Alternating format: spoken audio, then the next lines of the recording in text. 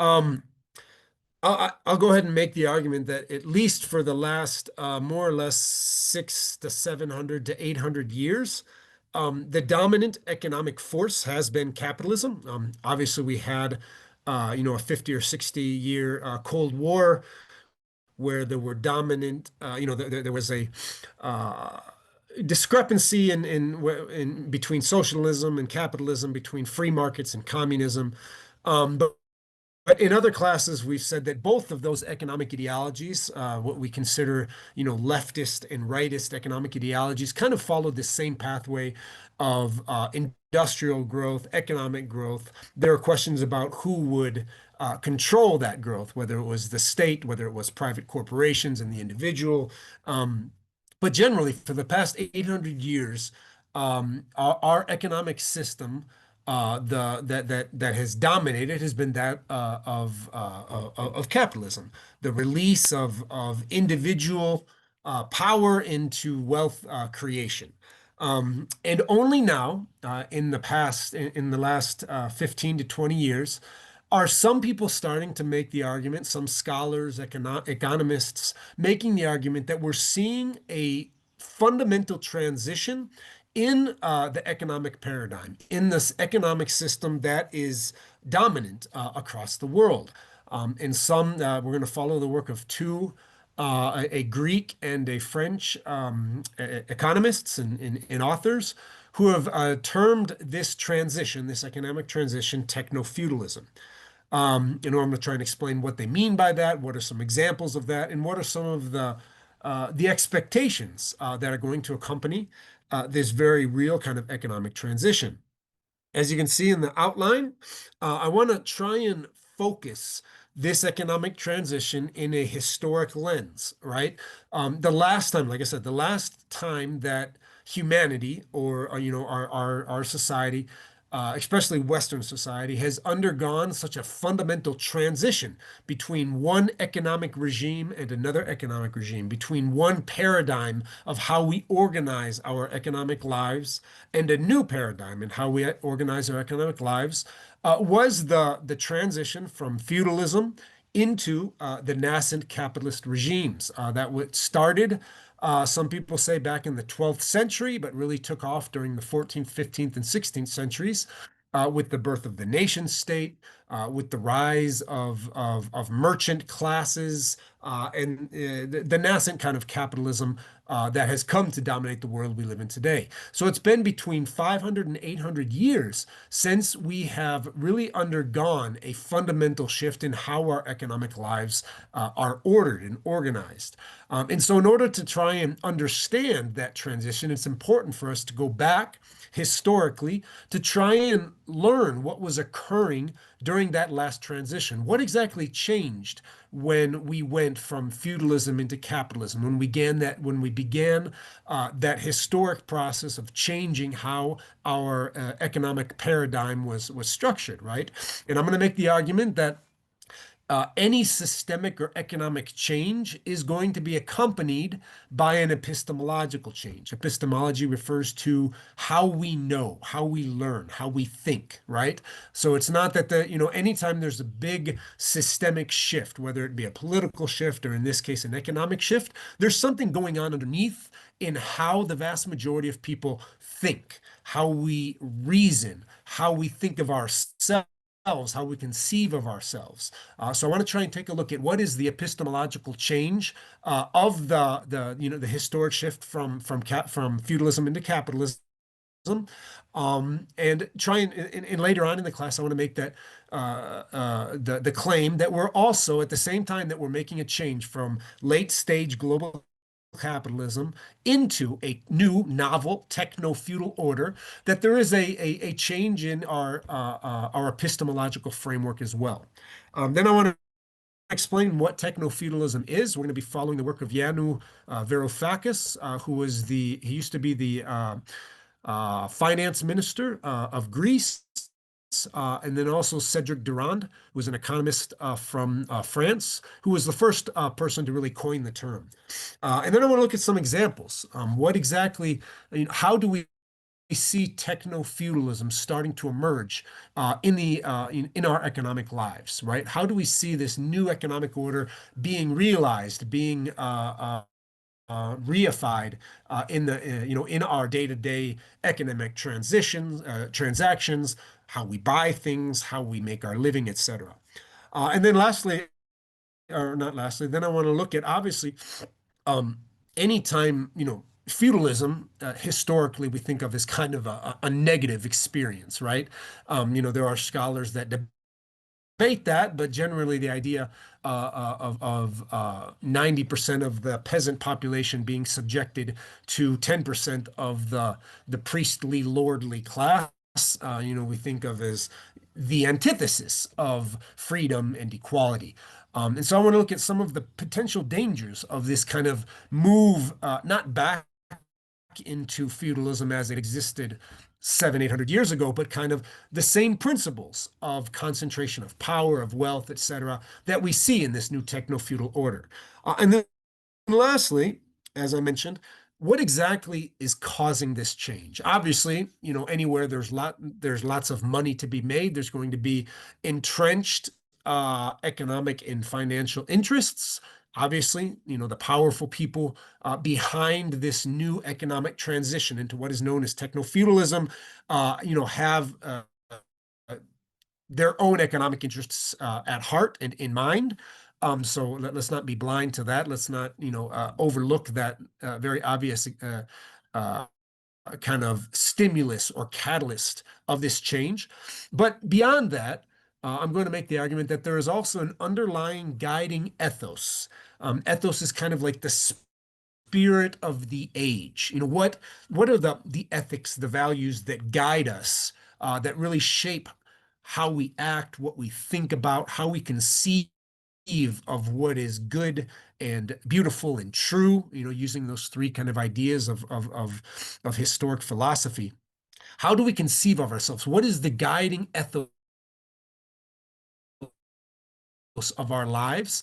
And then as we see that, we can begin to see that this underlying guiding ethos is at least partly responsible for this uh, dramatic, earth-shattering shift or transition between the economic structures that guide our lives.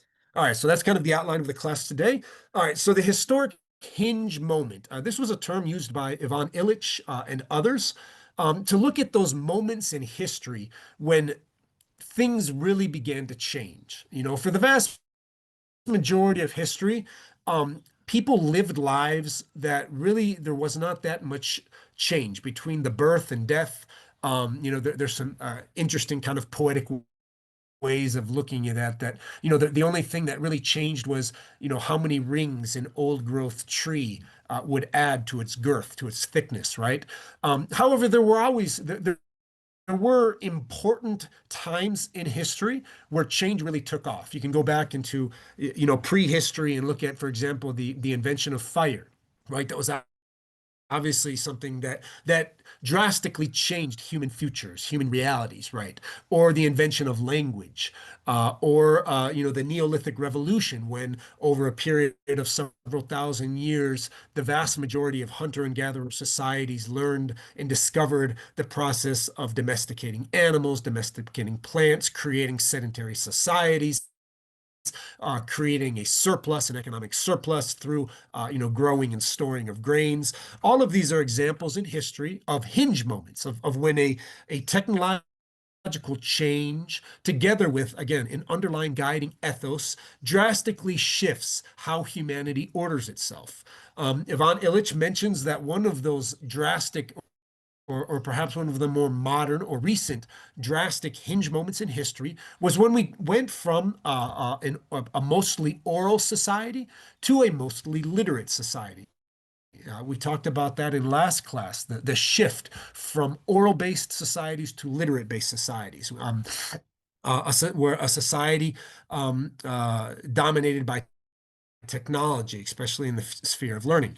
The last transition of such earth-shattering consequences was the movement again from mostly oral to literate societies. This occurred mostly between the 12th to 15th centuries. Some scholars think that the main catalyst of this change was the inventing of the printing press in the 15th century.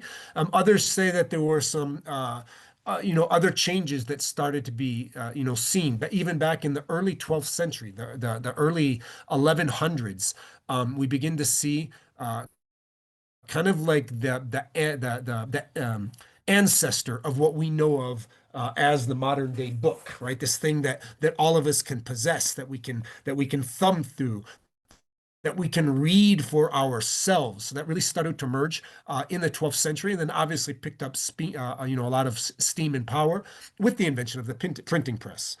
During this technological movement, makeover of society, which Illich referred to as a hinge moment, the foundational epistemological change of moving from orality to literacy was also accompanied by a major and economic and systemic change, the death of the old feudal order and the rise of the economic atomized individual in pursuit of wealth, right? So when we think of these hinge moments in history, right, it's not that there's just a major change in how we think, how we epistemologically understand the world, right?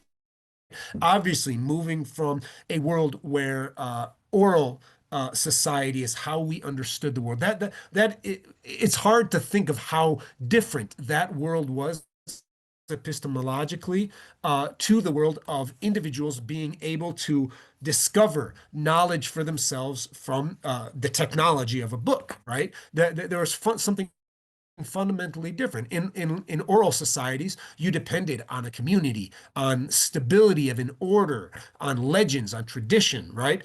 And with the beginning of the literate societies, it was now the individual who was liberated from these structures of community, of placedness, of tradition, and where an individual, through his own ambition, could decide, I want to discover something, I want to learn something. So this kind of epistemological change was accompanied by a major shift in how we economically ordered our lives, right?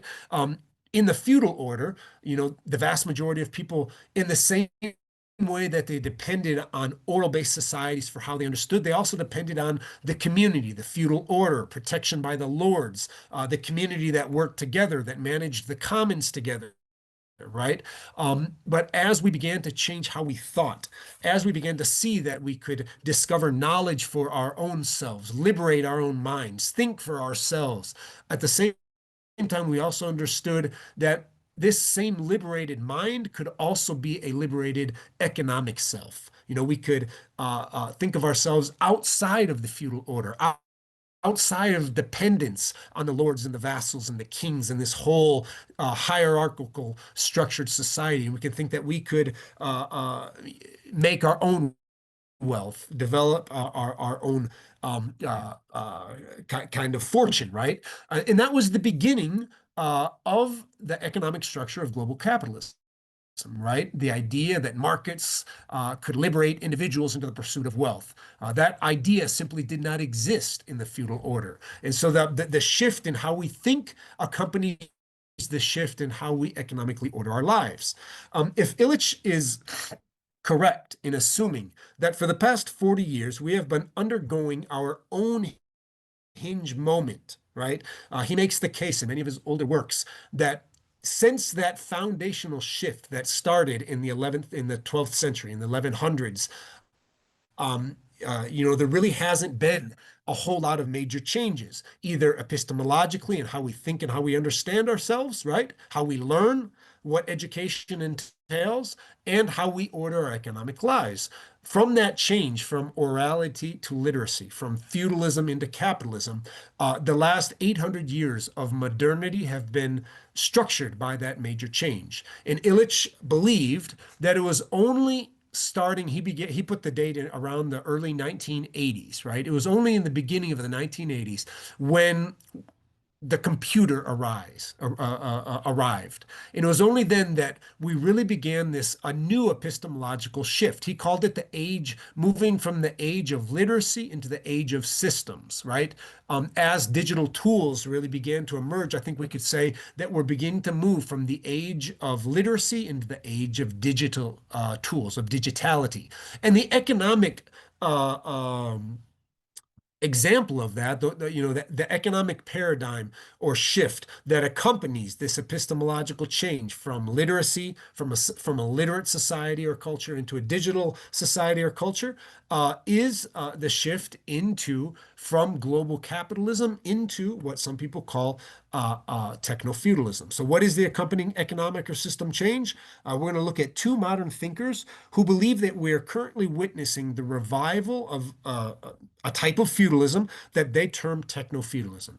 Okay, so historically, the historic change from orality to literacy was accompanied by the economic shift from feudalism into capitalism. And today, as we're going through this modern hinge moment, this change in society, in epistemological terms, or in how we learn, how we think, we're moving from the age of the book into the age of the computer, right? From the age of literacy into the age of digitality. And the accompanying economic change is the shift from global capitalism into what some people are calling today techno-feudalism. So, what is techno-feudalism? Perhaps the most widely known book that was published by Yanis Varoufakis, who is, like I mentioned, he was the Greek finance economic minister. He considers that he was not the first one to term this. Techno-feudalism is a new term that was coined by the French thinker Cedric Durand to describe a modern economic system where big, massive, extremely powerful and wealthy technological companies have amassed an amount of power that is similar to that of feudal lords in the past. Obviously, if you think of, the wealth of people like Elon Musk or Jeff Bezos, the amount of wealth and power that they have is infinitely more than even, the wealthiest European king during feudalism, right? But the proportionate amount of power that they exercise over society is similar. Obviously, they're wealthier. Jeff Bezos can shoot himself to the moon. Elon Musk can dream about colonizing Mars. Obviously, no feudal king could even begin to imagine something like that. So, in terms of pure economic wealth, these major tech companies have amassed an enormous amount of wealth. Elon Musk is worth $500 billion today, right? Something that's in almost unfeasible to our minds, right? But the kings, the feudal kings and the feudal lords had such an amassed amount of power over that society that was different, right? Today we claim that we live in democracies, that political power is separated from economic power. That's at least the byline of what we're supposed to believe. But what people like Janis Varoufakis and Cedric Durand believe is that the power, the influence over society that these wealthy corporations exercise today is similar to the amount of power and influence that kings and feudal lords exercised over the feudal order. Whereas feudal lords exercised their power through monopoly control of land, the megatech companies today exercise a similar control of digital platforms, data, and online markets. Let's take a quick detour back into history. During feudalism, in Europe, and it also existed in other parts of the world with slightly different connotations. But in Europe, feudalism lasted between the 8th, 9th centuries and the 15th centuries. Land was the primary source of wealth for a mostly agrarian economy. People needed land to grow food, to have crops that they could trade at market, etc. And different ranking royalties, such as lords, vassals, up to the king, controlled almost all productive land. Right? The peasants, who made up at least 90% of the population, in some regions it was up to 95%, were given usufruct rights over that land. They could use the land that legally belonged to the king or to the vassal or to the lord in exchange for a hefty tax on their subsistence production, right? So the king, the lord said, you can use this land, but when it comes time for harvest or whatever, we're going to come by and you have to offer up a certain amount of your production to ourselves, a fairly large tax. You can also be conscripted into the army to protect our feudal kingdom in times of war, etc. Right?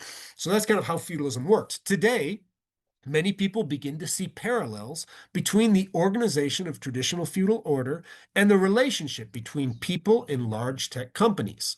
For example, millions of people and millions of small to medium-sized businesses rely on a handful of mega tech companies and platforms, just like peasants once relied on feudal lords for land and protection. This is a picture of Yanis Varoufakis, an economist and the former Greek finance minister. He's another developer of the idea of technofeudalism. He argues in his book here, What Killed Capitalism, that companies, these huge conglomerates of techno power, such as Google, Amazon, Facebook, Apple. Obviously, today we can include a lot of the major AI companies like ChatGPT, obviously Elon Musk's companies, the major obviously there's iterations of these own companies in China and the East, and then the major providers of the raw materials such as Nvidia. These companies do not simply compete in markets, right? It's not like Amazon and Facebook are competing in a global marketplace. They own and control the platforms, just like feudal lords controlled land in medieval times, right? The vast majority of e-commerce, for example, goes through platforms that are owned by a handful of companies. Now, Amazon could say, well, we don't have a complete monopoly over e-commerce. There's eBay and there's other companies like that. Well, at the same time, any feudal lord in Europe would not say, well, I own all of Europe. No, he owned his share of the land, his little feudal kingdom, the other. But in this ownership, they exercised almost complete control. The same thing is what Varoufakis is arguing is this same ethic or pseudo-ethic ethos of completely controlling how a certain platform is used is similar to the amount of control that was exercised by feudal lords during feudalism, right? And this new form of economic control, defined by digital capitalism, from digital techno-feudalism, arises as the new source of wealth is primarily digital in nature, right? We're not talking about land-based economies anymore. We're not even talking about factories or manufacturing. Today, the flow of data now contributes more to world GDP than the flow of physical goods. The vast majority of our economic lives, of our economic wealth, flows through digital platforms today, right? Obviously, we still need the land, to grow our food, to provide all the ecosystem services, even all of the energy that powers the digital revolution comes from land-based economies. But in terms of dollars and cents, the digital economy today is much more important than the physical economy. 75% of the world's population today uses the internet, and a large majority of these users engage in financial activities online, with one study showing that 77% of online respondents preferred technological methods for their financial activities.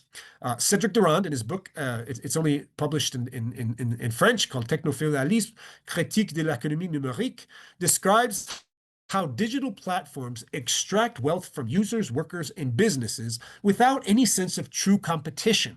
Durand and Varoufakis are not communists or socialists. They were people who believed in the power of capitalism and the power of true markets where competition could occur.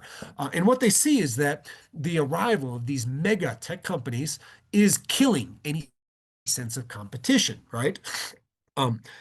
So these digital platforms extract wealth from users, workers, and businesses without true competition. Durand claims that today's economy is no longer based on traditional capitalism where small businesses compete, but on a system where a few tech giants rule over a massive digital space. Another scholar, Jody Dean, connects technofeudalism to the rise of platform capitalism, is what she calls it, where workers and users do not own the means of production, but rely on tech companies to access work, for social connections, and even for basic services. These thinkers believe that rather than creating a free and open internet, digital platforms like Amazon have built a system where almost all power is concentrated in the hands of a few, making it harder for smaller players to succeed and forcing the average person into using their platform. We're going to look at a few examples of this here in just a second, but it's essentially if you want to try and sell something online, you're almost forced to use one of these major platforms: eBay, Amazon, Temu. I don't know what are some of the other ones. Alibaba, if you're in the East. But to think that you're going to try and use compete with these major companies is a farce, right? You simply cannot do it. So here are a few examples of how techno-feudalism is starting to emerge. This one is interesting to me because one of the ways that my family and I make money here on our farm is that we have built a few small cabins that we rent out to national tourists, people from El Salvador who want to escape the chaos of the city and come and visit our mountains. And in the recent years, we've been forced to put our cabins on Airbnb, which is a rental platform, simply because otherwise we were not able to get people to come and visit us. So while it's difficult to pinpoint an exact percentage, some studies suggest that Airbnb captures nearly half of all global bookings in the hospitality industry, making it the largest player in short-term rental market. However, other platforms have significant market share. Booking accounts for 40% of global bookings. VRBO is strong in vacation markets, particularly for larger homes. So basically, between Booking, Airbnb, and a few other platforms, these feudal kingdoms of the hospitality industry essentially oblige anybody who wants to rent out a space to use their platform, right? 10 years ago, we could put up a sign on the side of a road advertising our cabins, and people would see those and call us and come and visit, right? And set up a space to come and visit. Today, as digitality really sets its teeth into us, as people come to use and rely on digital platforms for almost every aspect of their lives, if our cabins are not on Airbnb, we simply do not exist. And we are forced into using Airbnb. Obviously, when we use these platforms, it's not a free service. A part of what we rent or a part of what we own, of what we sell, in this case, a night of lodging is given over in service fees to Airbnb, for them to make their own money. A small hotel or bed or breakfast wanting to enter into a local market then is almost required to list their property on Airbnb or a similar platform in order to simply compete. Another thing that's interesting is that there's been a lot of talk about that what happens in Airbnb and these other platforms for hospitality industry, for rental industry, is the 80/20 rule, where about 80% of bookings or revenue usually comes from 20% of the listings, right? So though even the smallest player, right? A small farmer here in the community where I live who builds a small cabin and wants to see if he can make a little bit of extra income by renting that out. He'll go ahead and put his listing on Airbnb. But 80% of the income on Airbnb doesn't go to small startups, like him who are forced to use into the service, but to these mega, even big hotel chains now put their hotel rooms on Airbnb. And the larger players are those who are able to manipulate the market, who know how to use the system, so that the vast majority of the income that goes through these platforms is funneled into wealthier organizations and businesses that use these platforms. This shows that the digital platforms themselves, even while forcing small companies and businesses to use their platform, generally favor larger and wealthy businesses. Another interesting example of techno-feudalism emerging is e-commerce. Amazon, like we mentioned, accounts for a significant portion of e-commerce, with recent data indicating it holds over 40% of U.S. retail e-commerce sales. This makes it a dominant player, with market share being substantially larger than its competitors like Walmart, Apple, eBay, Target, etc. In the United States, Amazon held 37% of U.S. e-commerce market, and globally, it was over 14%. Small companies wanting to engage in e-commerce are almost forced to work through major e-commerce platforms like Amazon or eBay, even if they are wanting to market locally.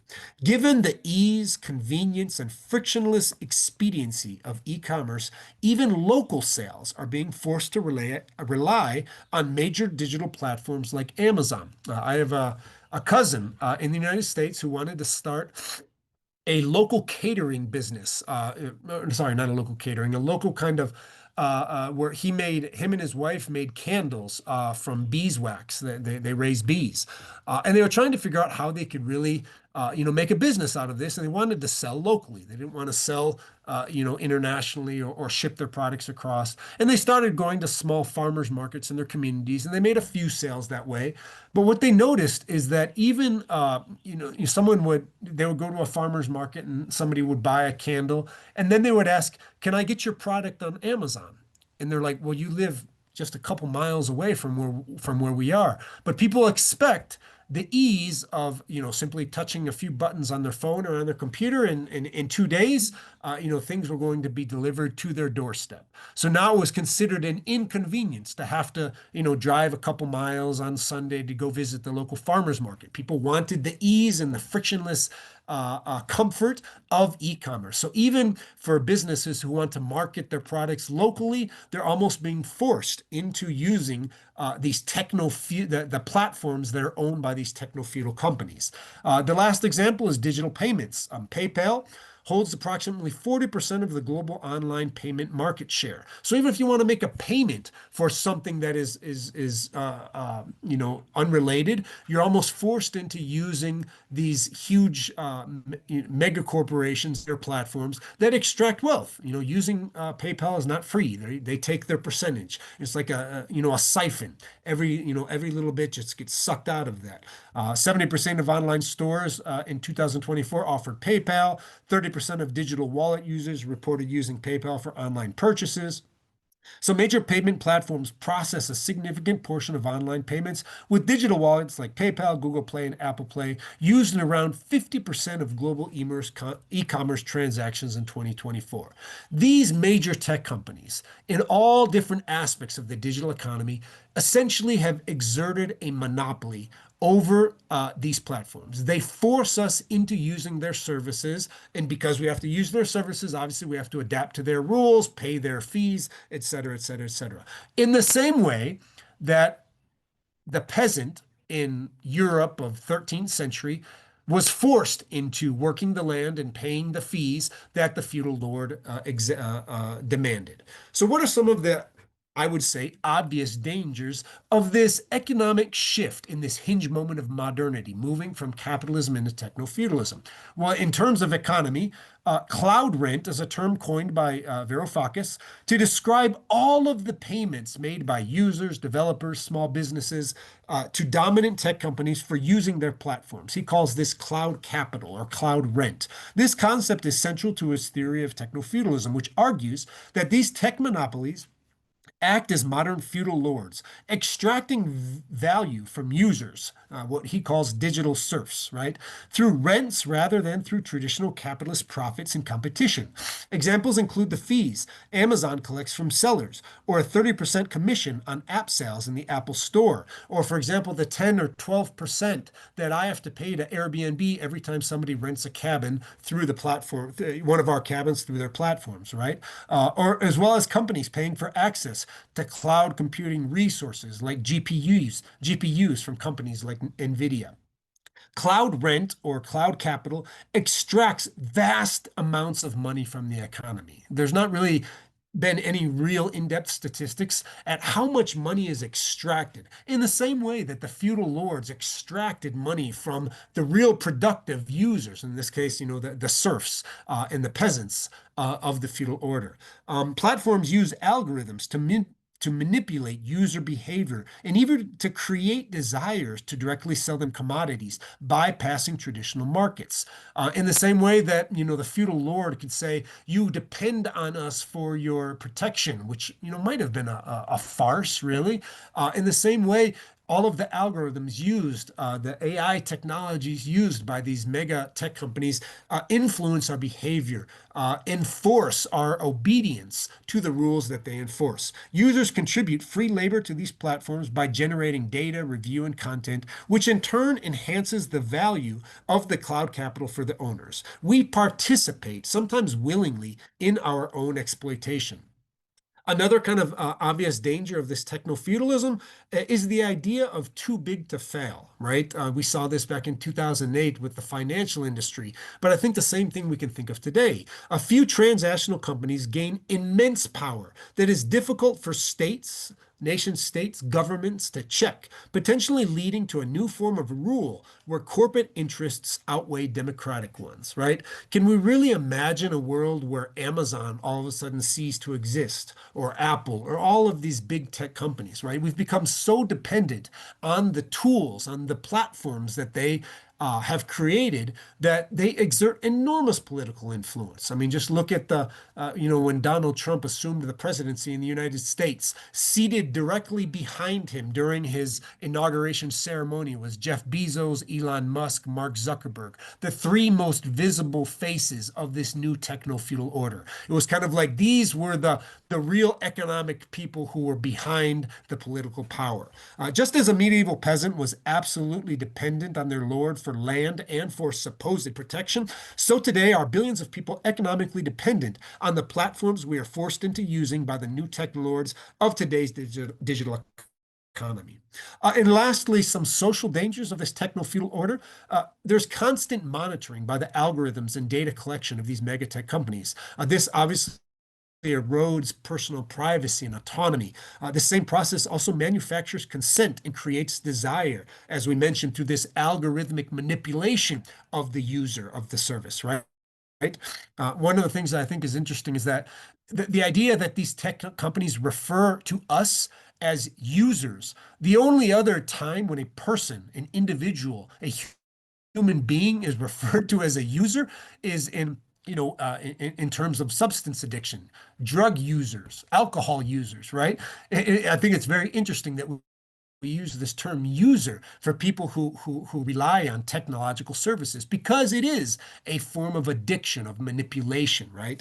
Um, um, so the feedback loops of cloud capital can manufacture desires in individuals, shifting control from personal choice to system design. Just as the medieval peasant came to believe that they needed their lords, that if the feudal order ceased to exist, anarchy would reign, they would be invaded by the barbarians, that life itself would end.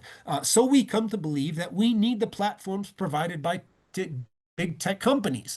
Millions of people cannot imagine, how they would pay for something without relying on PayPal, how they would order their groceries if they couldn't do it on Amazon or Walmart's digital devices, right? How we can make our vacation plans without Airbnb. Our minds have been so thoroughly colonized by these digital platforms that this in essence has created a new sense of control, right? Our imagination into alternative structures begins to atrophy, begins to stop, to die out, right?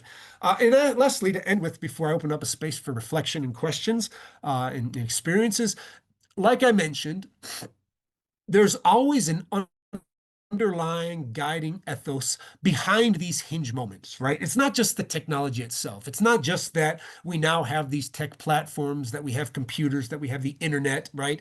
That obviously has played a major role in transforming that. Obviously, there's major economic incentive for the Mark Zuckerbergs, the Elon Musks, all of these, the billionaire class of our tech lords. They're obviously interested in maintaining their power and privilege and wealth. But there's also an underlying guiding ethos in society, in humanity, that is forcing us to change, to make this historic transition from literacy into digitality and from capitalism into techno-feudalism, right? The historic transition, going back again into historic time from orality into literacy, was accompanied by the breakdown of feudalism into the nascent era of modern capitalism. Though the tool or technology of the book aided in this transition, the underlying guiding ethos of this historic moment was that of individualism, the promise of economic profit, advances in the scientific mindset, etc. That is what moved this historic moment through that hinge moment in history. And the question we need to ask ourselves, I think, what is the underlying guiding ethos that is moving us today from literacy into digitality, from late stage global capitalism into a novel techno-feudal order? And I want to go back to what I said here at the very beginning is that given the ease, convenience, and frictionless expediency of digital tools, of e-commerce platforms, of simply touching a button and making a reservation on Airbnb, whatever it might be, we have become so accustomed to ease, convenience, and frictionless lives, right? We don't want anything to be hard, to be difficult. We want to escape all hardship. And these digital tools that we use, the little, the smartphone that we all have in our pockets, the internet that we use for everything, supposedly makes our lives easier, more comfortable, more frictionless, right? At the same time, this underlying ethos is what is allowing these new techno-feudal lords to amass an unheralded amount of wealth and power, changing fundamentally, one, how we understand ourselves epistemologically, how we think, right? But then also the economic stages of our lives, right? Where the idea of a market where individuals could compete, where we could create our own economic lives, is being upended into a new sort of feudalism, a techno-feudalism, where we are becoming absolutely dependent on the platforms and the services provided by these companies, right? This ethos, this guiding kind of force is what's moving this current hinge movement through which we are living. I'll go ahead and end there, and we have about 15 minutes for to hear from you all. So thank you very much.